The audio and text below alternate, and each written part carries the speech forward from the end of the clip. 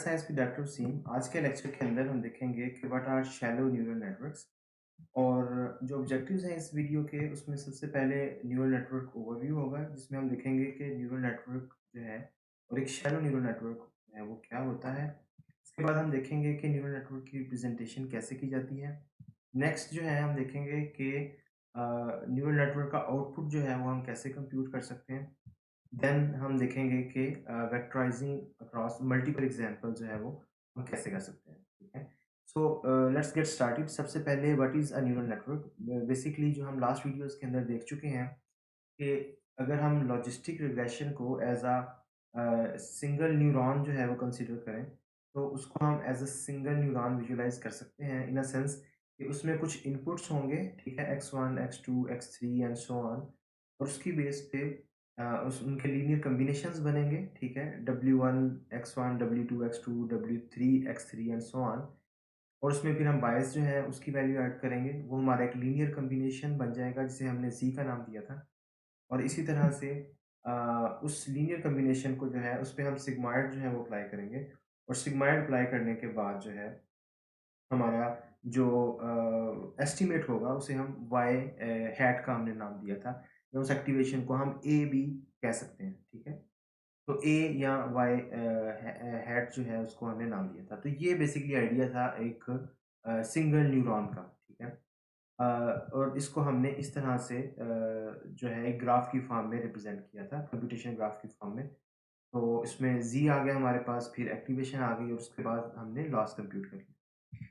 अब जो shallow neural network है, उसमें एक्चुअली इसी एक न्यूरॉन की आप कह लें कि अलग-अलग कॉपीज़, जैसे कि यहाँ पे 4 कॉपीज़ जो हैं वो हैं यहाँ पे। यानी कि पहले जो इनपुट लेयर है उसमें x1 x2 और x3 है। उसके बाद जो नेक्स्ट लेयर है उसके अंदर ये 1 2 और 3, ये 3 न्यूरॉन्स हैं एक्चुअली। ठीक है, जो एक्चुअली हम एक न्यूरॉन को देख रहे थे, अब यहाँ पे वो 3 न्यूरॉन्स हैं। और फर्दर ये कि उन 3 न्यूरॉन्स का जो आउटपुट है वो एक और न्यूरॉन को मिलेगा, और उसका जो आउटपुट है that will be actually the Y hat, या जो एक्टिवेशन होगी फाइनल, जो कि प्रेडिक्शन के लिए हम यूज़ करेंगे। तो जैसे सिंगल न्यूरॉन के लिए जो है वो कंप्यूटेशन ग्राफ इस तरह से बनता है कि जी कंप्यूट करने के बाद हम एक्टिवेशन कंप्यूट करते हैं और उसके बाद लॉस कंप्यूट करते हैं। इसी तरह से जो न्यूरल नेटवर्क है उसके अंदर भी हमारे जो एक्स होगा, जो फीचर होंगे। ठीक है, लेट्स से हम किसी एक जो है, लेट्स से हम एक्स वन की बात करें, तो एक्स वन जो है उसके उसका जो इनपुट है वो जिस न्यूरॉन को जा रहा है। ठीक है, लेट्स से उसकी हम सिर्फ अभी बात करते हैं।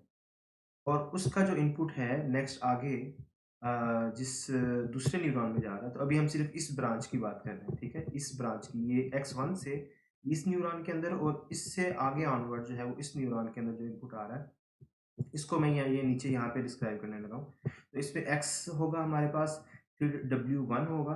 ठीक है, और फिर b1 होगा।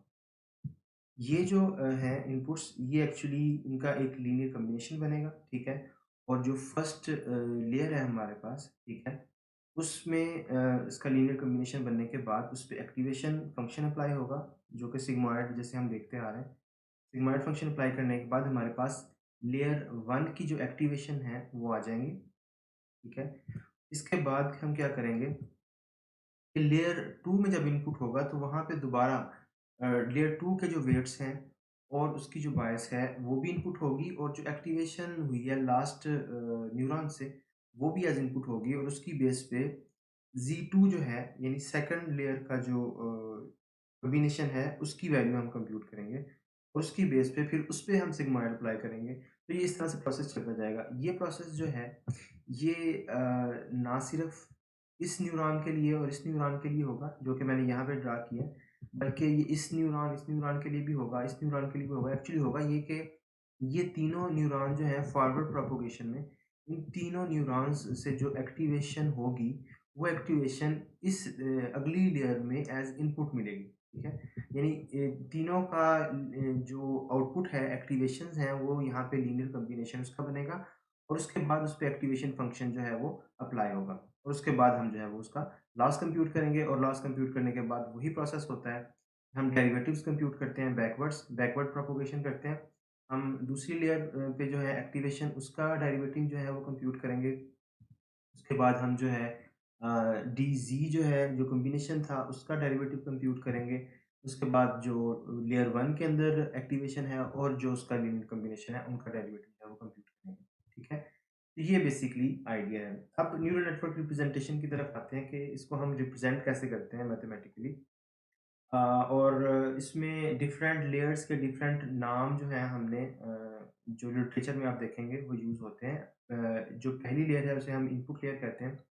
जो मिडल लेयर है यानी कि इनपुट और आउटपुट लेयर के दरमियान जितनी भी लेयर्स आती हैं, उन्हें हम हिडन लेयर्स जो हैं वो कहते हैं, ठीक है? और ये हो गई हमारी आउटपुट लेयर, ठीक है? तो इनपुट लेयर, हिडन लेयर और आउटपुट लेयर। अब जो हिडन लेयर है, हिडन लेयर को हम हिडन लेयर क्यों कहते हैं? क्योंकि इसकी जो वैल्यूज़ हैं वो डायरेक्टली ऑब्ज़र्वेबल नहीं है। हमें ये तो पता है कि इनपुट जो है उनकी क्या वैल्यूज़ हैं, ठीक है? और आउटपुट जो है उसकी क्या वैल्यूज़ हैं। लेकिन हिडन लेयर की वैल्यूज़ जो हैं वो हम हमारे लिए अंडरस्टैंडेबल जो है वो नहीं है, ठीक है? अब जो एक्टिवेशन लेयर इनपुट लेयर पे हो रही है, देखिए हमने एक्टिवेशन जो लास्ट स्लाइड के अंदर भी देखा। जो एक्टिवेशन हमारे पास लेयर 1 पे हो रही थी उसे हमने A1 का नाम दिया और जो एक्टिवेशन लेयर 2 पे हो रही थी उसे हमने A2 का नाम दिया, ठीक है? इसी तरह से हम इसी कन्वेंशन को यूज़ करते हुए जो इनपुट लेयर है, उसको A0 का नाम जो है वो दे सकते हैं। यानी कि A0 हमारी इनपुट लेयर की एक्टिवेशन हम न उसे इन अ सेंस कह सकते हैं, ठीक है? वो जो एक्टिवेशंस हैं वो हमारी इनपुट होंगी हिडन लेयर के अंदर और फिर उस हिडन लेयर से जो एक्टिवेशंस होंगी, जो सेकंड लेयर पे है उसे हमने A2 का नाम ले लिया, ठीक है? और ये जो नेटवर्क है इसे हम टू लेयर न्यूरल नेटवर्क कहते हैं, ठीक है? जब भी हम काउंट करते हैं कि कितनी लेयर्स का नेटवर्क है, तो उसमें हम इनपुट लेयर जो है उसको काउंट नहीं करते। तो ये टू लेयर न्यूरल नेटवर्क है, ठीक है? और इसमें अब वेट्स जो हैं वो कैसे कंप्यूट होंगे, ठीक है? अब इसमें हर न्यूरॉन के अंदर वही काम हो रहा होगा, ठीक है? यानी कि इनपुट्स जो हैं वो हो रहे होंगे इसके अंदर W1, B1, ठीक है? और इसी तरह से दूसरी जो लेयर है उसमें W2, B2 जो है वेक्टर W2 मैट्रिक्स और B जो वेक्टर है वो एज़ इनपुट इसके पास जो है इसके पास होंगे in addition to the previous activations, ठीक है? अब इसमें आउटपुट कैसे कंप्यूट होगा? आउटपुट इस तरह से कंप्यूट होगा कि अब दोबारा हम उसी एग्ज़ाम्पल पे आते हैं जो हमने एक न्यूरॉन की देखी थी लास्ट वीडियोज़ के अंदर। एक न्यूरॉन के केस में जिसको हमने 2 पार्ट्स में शो किया था अलग-अलग। एक्चुअली वो एक ही न्यूरॉन होता है, ठीक है? एक ही कंप्यूटेशन उस हम उसको कंसीडर करते हैं। अगर हम उसको एक ही सर्कल के अंदर शो करें तो वो कुछ इस तरह से कर सकते हैं कि पहले हम जी कंप्यूट करते हैं, उसके बाद उसकी बेस पे एक एक्टिवेशन फ़ंक्शन यूज़ करके हम उसकी बेस पे वैल्यू जो है वो आउटपुट करते हैं। उसे हमने एक्टिवेशन का नाम दिया, ठीक है? तो ये वही फिगर है जो हमने एक सिंगल न्यूरॉन की देखी थी। वहाँ पे हमने 2 पार्ट्स में उसको डिवाइड किया हुआ था। एक में जो था वो लीनियर कॉम्बिनेशन था और एक में एक्टिवेशन थी। तो यहाँ पे भी सीक्वेंस ऑल्दो वही है, लेकिन एक ही बॉक्स के अंदर या एक ही सर्कल के अंदर एक्चुअली हमने यहाँ पे उसको शो किया हुआ है। तो ये एक न्यूरॉन की जो है वो इस तरह से रिप्रेज़ेंटेशन थी। और इसमें ज़ी जो था वो हम एक लीनियर कॉम्बिनेशन के तौर पे कंप्यूट कर रहे थे और उसकी एक्टिवेशन जो है वो उस पे एक एक्टिवेशन फ़ंक्शन जो कि हमारा सिग्मॉइड है, उसको यूज़ करके हम जो है वो अप्लाई कर रहे थे। ठीक है? अब जो न्यूरल नेटवर्क है उसके केस में क्या होगा? न्यूरल नेटवर्क के केस में जैसे कि मैंने आपको पहले बताया कि यहाँ पे अब जो हर न्यूरॉन है उसके अंदर ये दोनों ऑपरेशंस जो हैं वो परफ़ॉर्म हो रहे हैं, ठीक है? यानी कि मतलब क्या है कि जैसे कि फर्स्ट अगर हमारा न्यूरॉन है टॉप पे, फर्स्ट लेयर के अंदर first neuron in the first layer तो वहाँ पे भी ये 2 ऑपरेशंस परफ़ॉर्म हो रहे होंगे। यानी कि Z1 भी कंप्यूट हो रहा होगा और उसकी बेस पे जो एक्टिवेशन है वो भी कंप्यूट हो रही होगी। इसी तरह से जो सेकंड न्यूरॉन है लेयर 1 के अंदर, उसमें भी सेम दोनों ऑपरेशंस जो हैं वो परफ़ॉर्म हो रहे होंगे, ठीक है? तो ये इस तरह से ये सारे न्यूरॉन्स के अंदर ये ऑपरेशंस परफॉर्म हो रहे होंगे और हम ये कह सकते हैं कि लेयर 1 के फिर जो चारों न्यूरॉन्स हैं, उसके जो एक्टिवेशंस होंगी, जो आउटपुट्स होंगे, वो लेयर 2 का जो एक न्यूरॉन है, उसके अंदर एज़ इनपुट जाएँगे और उसपे भी अगेन यही 2 ऑपरेशंस जो हैं, ये परफॉर्म होंगे। ठीक है? तो ये जो हमारी एक्टिवेशंस हैं, ये एक्टिवेशंस एक्चुअली इसे हमने जो एक्टिवेशंस का नाम दिया था A1, ठीक है? ये A1 जो सुपरस्क्रिप्ट है और सबस्क्रिप्ट है, इसका डिफरेंस ज़रा समझ लें। ये रिप्रेजेंटेशन जो है A1 अगर हम सिर्फ लिखते हैं, ठीक है? जैसे मैंने लास्ट स्लाइड्स में ऊपर लिखा था A1, तो उसका मतलब था कि A1 एक वेक्टर है जो कि जिसके अंदर वो चारों वैल्यूज़ जो हैं वो पड़ी हुई हैं, ठीक है?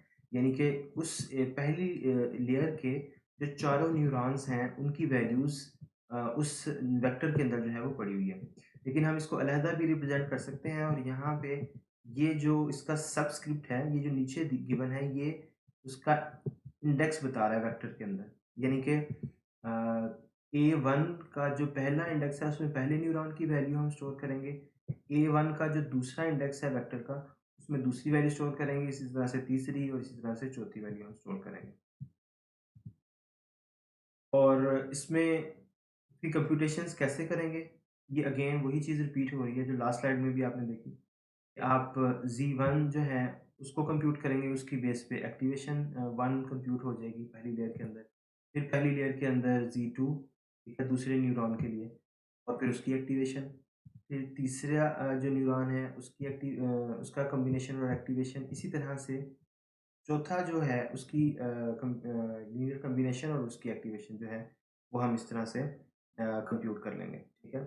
अब अ, हम ये हम एक्चुअली यहाँ पे क्या कर रहे हैं कि 4 जो हैं हमारे पास न्यूरॉन्स हैं और हो सकता है कि एक एक लेयर के अंदर जो है वो हंड्रेड्स ऑफ न्यूरॉन्स भी हों और वो हंड्रेड ऑफ न्यूरॉन्स की कैलकुलेशन जो हैं, जो कि यहाँ पे एक्चुअली सिर्फ 4 न्यूरॉन हैं। इन 4 न्यूरॉन्स की कंप्यूटेशन हमें अलग-अलग जो है वो करनी पड़ रही है, ठीक है। इस अलग-अलग कंप्यूटेशन से बचने के लिए हम क्या कर सकते हैं कि इसको वेक्टराइज़ कर लें। और वेक्टराइज़ कैसे करेंगे? वेक्टराइज़ इस तरह से करेंगे कि जो W है, ठीक है? जो W1 W2, W3, W4 चारों को अलग-अलग वेट मिल रहा है। उन सारे वेट्स को ये जितने भी हैं यानी ये 3 टाइम्स 4 हैं यानी 12 जो हैं वो एक्चुअली इसके अंदर वेट्स होंगे, ठीक है? वो 12 जो वेट्स हैं, ठीक है?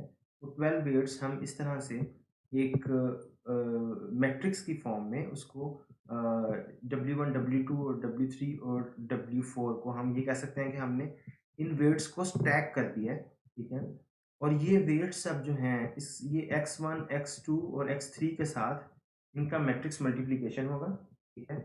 और इस मल्टीप्लिकेशन के बाद हम इसमें b जो है B1, B2, B3 और B4 ये ऐड कर देंगे।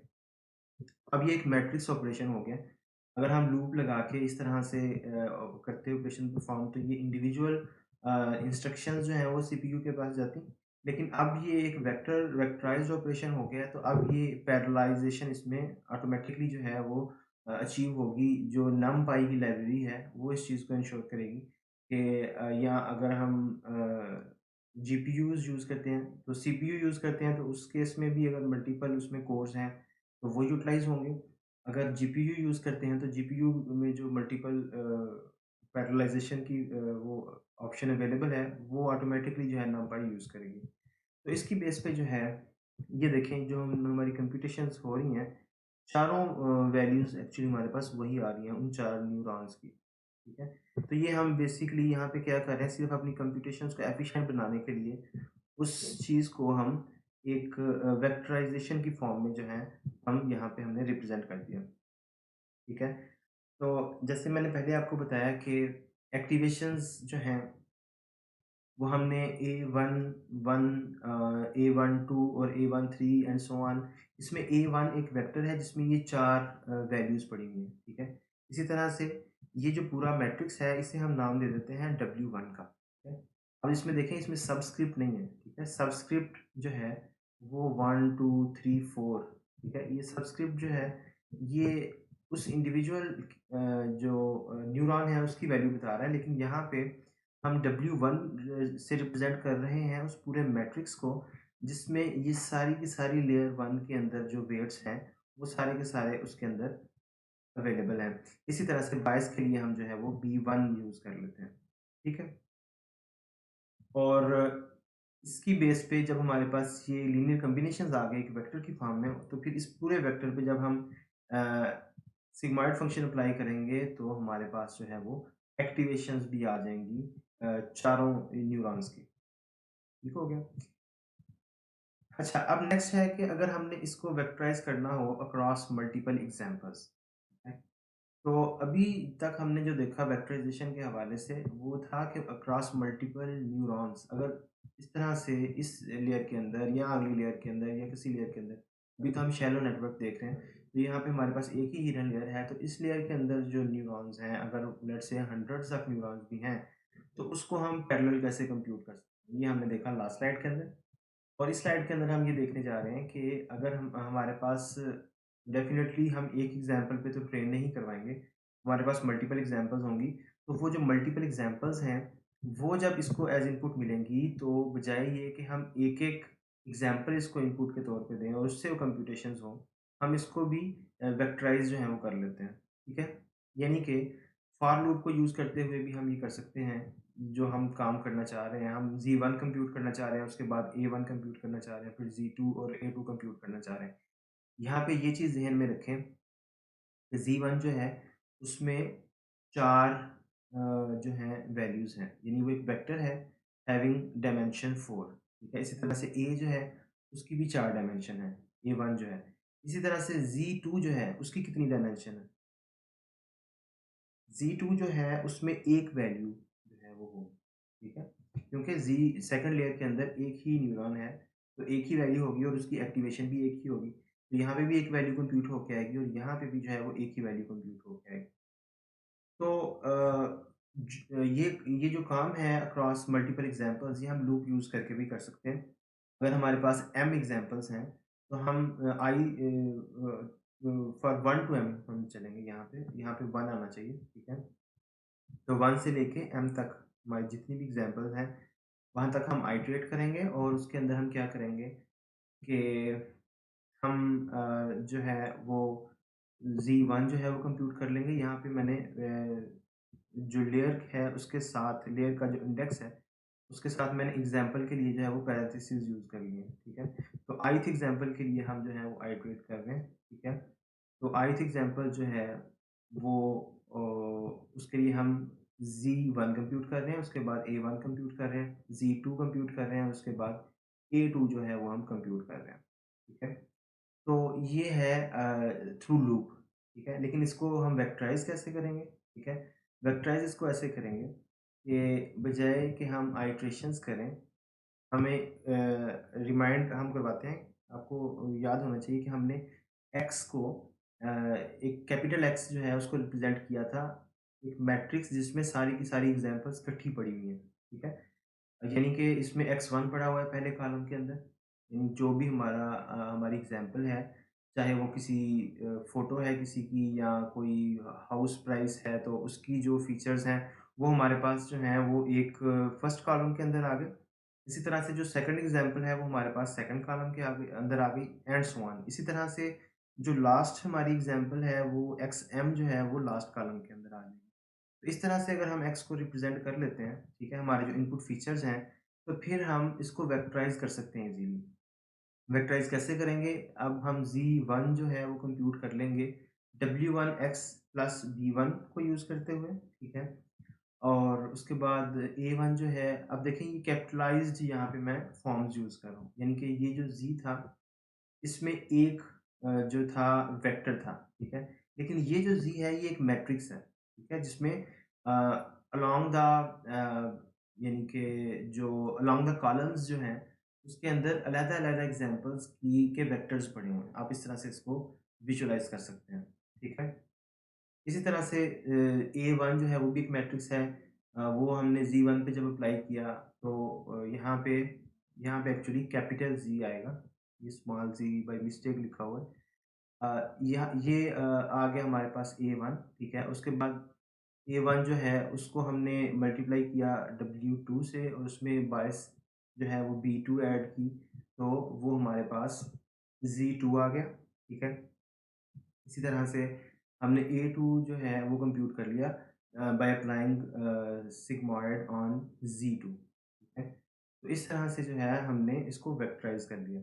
अब इसकी जो इसको अगर हम विजुअलाइज़ करें, जैसे मैंने पहले भी आपको बताया कि Z1 जो है जो ऊपर हमने सबसे पहले कंप्यूट किया है, उसके अंदर जो रिस्पॉन्सेज़ हैं वो किस तरह से पड़े होंगे, रिज़ल्ट्स किस तरह से पड़े होंगे, उसमें पहली जो ये बेसिकली लेयर 1 के लिए है, ठीक है? लेयर 1 के लिए क्योंकि इसका सुपरस्क्रिप्ट जो है वो 1 है स्क्वेयर ब्रैकेट्स के अंदर, तो लेयर 1 के लिए जो है उसमें ज़ी की सारी वैल्यूज़ जो हैं यानी लीनियर कॉम्बिनेशंस जो सारे के सारे कंप्यूट हुए हुए हैं, वो पड़े हुए हैं। और इसमें ये चीज़ समझना ज़रूरी है कि यहाँ पे जो कॉलम्स हैं एक्चुअली कॉलम्स के अंदर जो है वो एग्ज़ाम्पल्स हैं, यानी एग्ज़ाम्पल 1 से लेके एग्ज़ाम्पल m तक। और जो रोज़ हैं, रोज़ के अंदर एक्चुअली जो है वो न्यूरॉन्स की वैल्यूज़ पड़ी हुई हैं, उस एक लेयर के लिए। यानी कि एग्ज़ाम्पल 1 का लेयर 1 का पहला न्यूरॉन, दूसरा न्यूरॉन, तीसरा, चौथा, 5वाँ इस तरह जितने भी न्यूरॉन्स होंगे। इसी तरह से सेकंड एग्ज़ाम्पल का फर्स्ट लेयर के लिए पहला न्यूरॉन, दूसरा न्यूरॉन और इसी तरह से सो ऑन, ठीक है?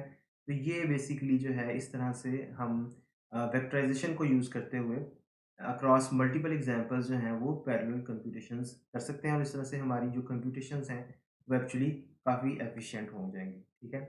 अगर आपके कोई इस हवाले से क्वेश्चंस वगैरह हों अभी तक जो हम ने कवर किया तो आप ज़रूर पूछ सकते हैं। लेकिन ये कंटिन्यूएशन है इस अगली वीडियो की, ठीक है? अगली वीडियो के अंदर हम जो है इस शैलो न्यूरल नेटवर्क का जो टॉपिक है उसको इंशाल्लाह जो है वो कंप्लीट करेंगे।